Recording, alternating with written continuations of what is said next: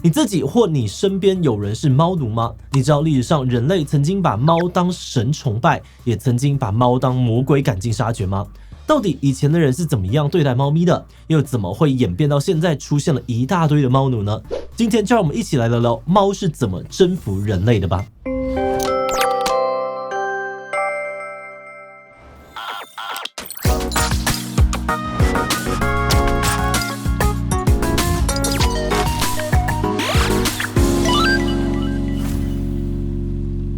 Hello， 大家好，我是志奇。猫咪是现代人家里面最受欢迎的宠物之一哦。根据农委会的调查，截至2021年，台湾人饲养猫咪的数量已经超过了87万只，而且有持续上升的趋势。网络上面的饲主们呢，也喜欢用猫奴或是呢铲屎官来形容自己。不过，你有想过人类是怎么样开始爱上猫咪变成猫奴的吗？这集要分享的《猫的人类征服史》哦，作者是一位历史学博士，他在书中就整理了人跟猫咪在不同的时期、不同文明当中的互动关系。根据他的研究，其实现在被大家视为可爱宠物的猫咪，其实早在西元前呢就虏获了一大票人的芳心，甚至被当作是神明膜拜。不过，在其他文化当中呢，猫咪也曾经被当作是恶魔，遭到了人类大规模的扑杀。那么今天呢，就会透过这本书来跟大家聊聊人类到底是怎么样开始养猫的，又为什么一下子膜拜猫咪，又一下子憎恨猫咪呢？不过在开始今天讨论之前呢，先让我们进行一段工商服务时间。志奇，你会怕蟑螂吗？我会飞的那种怕爆。有一次我家里出现蟑螂，然后我用杀虫剂喷它，结果呢，它就直接朝我飞过来，然后整个下烂变成我一辈子的阴影。但后来我就改用1点绝，所以就几乎很少看到蟑螂了。不过我很常是外食啊，有时候在外面看到蟑螂还是会觉得很烦。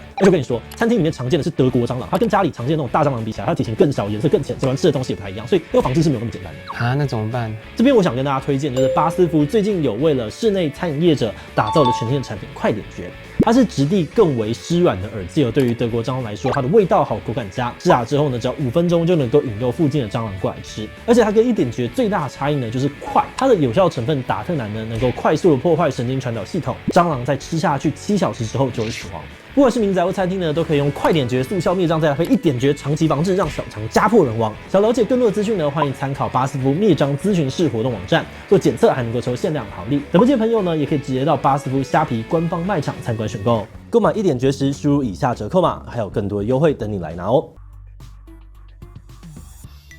根据《猫的人类征服史》的说法，猫咪跟人类的互动目前最早可以追溯到新石器时期，也就是呢这个农业革命的时期。当时人类从采集狩猎的生活渐渐发展出了畜牧农耕的技术，也从游居的生活方式转向更稳定的定居。那为了让生活更加的方便，古人们就开始驯化养育各种动物，让他们呢帮人类工作，比如养狗狗呢来帮忙牧羊看家，养牛来帮忙耕田或者是供应牛奶，或是养鸡、鸭、鹅等等的禽类呢来提供肉皮跟蛋类。那其实一开始人类驯养的动物里面并不包含猫咪，因为对当时的人来说，猫既不能够帮忙牧羊或是耕田，而且肉也不够好吃，皮也不够保暖，实用性不高。不过呢，没有过多久，人类发现猫咪有一项超强的技能——抓老鼠。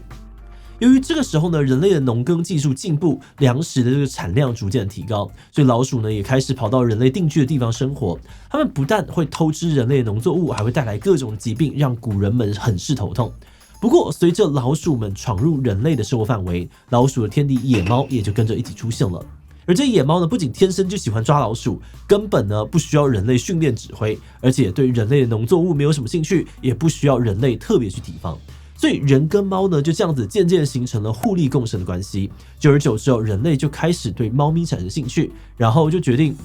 那也来养一下猫好了。书中引用的这个研究指出呢，在发现猫咪的捕鼠才华之后，人类开始尝试驯养猫咪，对象呢包含像是丛林猫、沙漠猫等等的这个小型野猫，但过程不太顺利，因为多数的猫咪呢都不太愿意跟人类待在一起。经过各种尝试之后，才终于有一种猫咪愿意搭理人类。研究指出这种猫咪呢就是如今家猫的祖先，学名呢叫做近东野猫，是亚非野猫的亚种，也是唯一有被人类成功驯化的野猫。说是这样说啦，但根据作者的观点近东野猫之所以能够被驯化，可能是因为它们比较不排斥跟人类互动。可是要说它们被人类完全的驯服，好像也不太对。毕竟如今的家猫呢，行动上面也是蛮我行我素的，对人类呢也常常爱理不理。所以作者觉得，与其说人类驯服了猫，可能反而是猫咪驯服了人类也说不定。那话说回来，一般认为呢，古埃及人是史上最早成功收编这种猫咪的人类。而根据书中的资料，古埃及人呢也几乎可以说是人类史上第一批的猫奴。那到底猫咪是怎么样征服古埃及人的？书中描述古埃及社会呢，有着像金字塔一般的阶级制度，而猫咪呢，就像是登金字塔一样，从下而上一步一步的征服了每个社会阶层。首先，对于猫咪臣服的呢，是处在金字塔底层的农民。对于这些努力耕田的农民来说呢，老鼠就是他们最大的敌人，所以他们靠着大量的养猫来保护家里的谷仓。因为保卫粮食有功，不仅农民越来越爱猫，猫的好名声也传到了贵族阶级的耳里，猫咪也渐渐的成为了上流家庭宠物，特别受到妇女还有小孩的欢迎。甚至呢，猫咪还受欢迎到影响了当时的审美观，像是直到现在呢都很流行的猫眼妆，最早就可以追溯回古埃及。那作者呢就总结认为猫咪不仅在必要的时候呢可以是利落的杀手，保护人类的粮食，平常呢又可以卖萌抚慰人们的心灵，而或许就是这个巧妙的平衡感，彻底征服了当时的埃及人。后来呢，猫咪甚至一跃成为了埃及最受欢迎的动物神。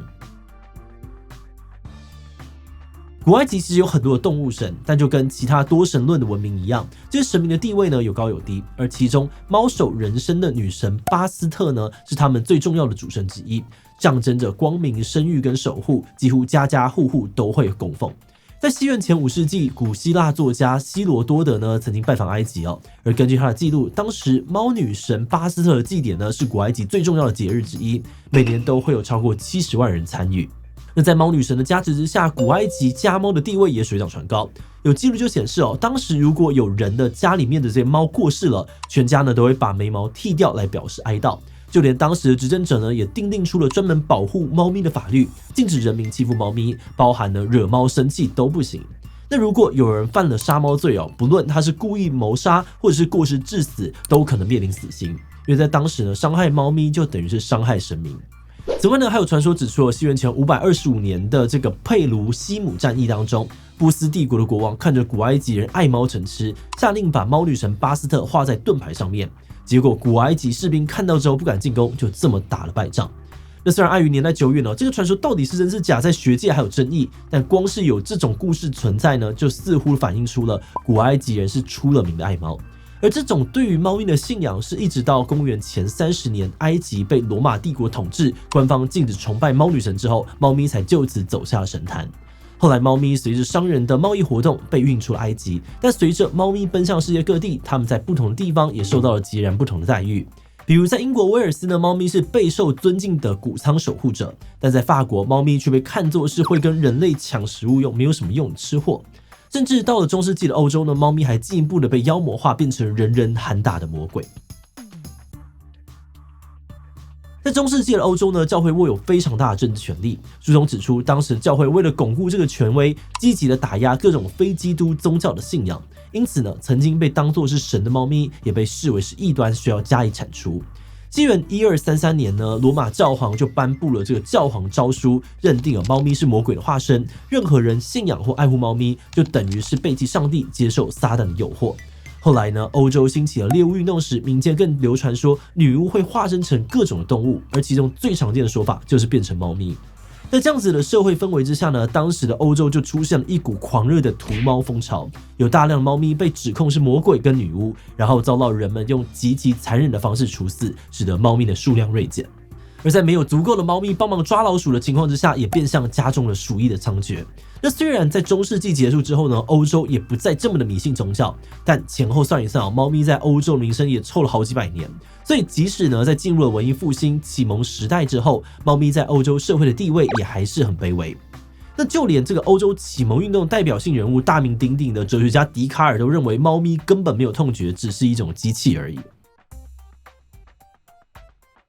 笛卡尔的主张是呢，只有人类拥有知觉，其他所有非人类的动物都是没有感觉的机器，因此也不会感受到痛苦。当时还有传言说，他为了证明动物缺乏知觉而把猫丢出窗外，就算听到猫咪尖叫，也认为那是没有意义的机器反应。换句话说呢，笛卡尔的理论几乎等于是在说，动物既然不会感觉到痛苦，那人类就算拿它们为所欲为，也没有什么道德伦理上面的问题。这种作者认为这种主张呢，使得本来在欧洲就不太受到欢迎的猫咪处境更加的艰难。甚至导致虐猫成为了民间常见的娱乐活动。好在后来呢，18世纪的英国哲学家边沁提出了完全不同的主张。他认为动物呢就跟人类一样有知觉，不应该被残忍的对待。因此，他提出了动物权利的概念，主张人类应该要尊重动物的基本权利，而且呢，把动物的遭遇纳入道德的考量。那随着这种观点开始普及欧洲社会逐渐发展出了动物保护的观念和法律条文。到了这个时候，欧洲的厌猫风气才终于告了一段落。而很快的，不再厌猫的欧洲人也开始懂得欣赏猫咪的魅力，转变成为了新一代的猫奴。19世纪末时呢，欧洲正在渐渐的摆脱对于猫咪的负面影响，养猫更在上流的阶层之间流行起来。1871年呢，一位名叫做哈里森·威尔的艺术家兼猫咪狂热爱好者，还因为想要宣扬猫咪之美，而在伦敦举办了史上第一场的猫展，吸引了不少的贵族前来互相交流，或者是晒出自家的宠物猫。不过这也不是单纯的展览更像是一场猫咪的选美大会。资料指出呢，当时一共有160只大小、毛色、花纹各异的猫咪参展。展览上面呢，还有一个帮猫咪评分的环节，用来票选出最受欢迎的猫咪。那据说，因为这场展览呢，欧洲开始出现了品种猫跟混种猫的概念，养猫的风气也更加兴盛。后来还因为想要养猫的人大幅的增加，而让培养品种猫成为一门热门的生意。那到了20世纪由于猫砂的发明，人们的养猫习惯也渐渐的从放养改成圈养，逐渐的形成了现代社会当中大家熟悉的不需要出门遛的家猫。那事情发展到这里猫咪会不会抓老鼠好像也不是很重要了。在书中，作者就总结说，现在的猫咪呢，只凭着可爱的外表，似乎就已经足够征服人类了。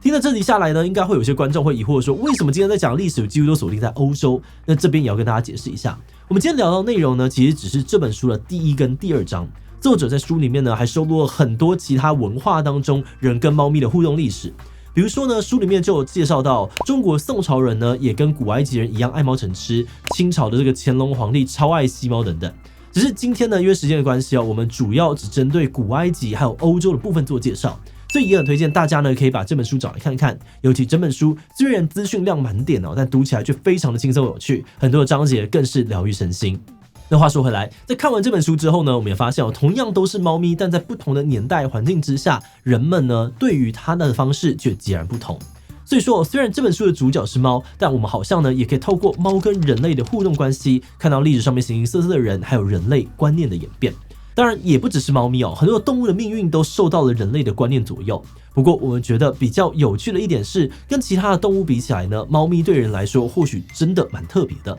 毕竟现在家庭呢也不需要抓老鼠，不是那种工具导向的动物。那跟爱撒娇又黏人的狗狗比起来，不少猫咪相对来说好像比较傲娇。但在这样子的情况之下呢，还是有很多的人类甘愿当猫奴。比如我们团队里面就有很多的铲屎官那有人的猫呢，只有在肚子饿的时候才会想起它蹭蹭；那有人的猫呢，更是永远臭脸不理人，没有准时放饭就怒吼。但是根据这几位铲屎官的说法呢，家里的猫呢，就算臭脸、鬼吼鬼叫、乱尿尿或者把家里的东西抓个乱七八糟，也都还是全世界最可爱的猫。这部分呢，实在是让我们觉得很有趣那或许就是因为猫咪独有的傲娇，才让人们这么的爱不释手吧。所以今天的最后呢，也想要来问大家，你比较喜欢跟哪一种猫互动呢？我就 M 越傲娇的猫我越爱，就算一脸鄙视的看着我，也还是好爱。B 我比较喜欢亲人的猫，尤其那种呢会自己跑到你身上蹭蹭的，有够疗愈。C 我其实是狗派对猫咪比较无感。D 其他留言分享你的想法吧。最后，如果你喜欢今天的影片，欢迎分享出去，让更多人知道猫的人类征服史。此外呢，可以点击这个地方看猫狗智商谁比较高，以及动保法只保护可爱动物吗？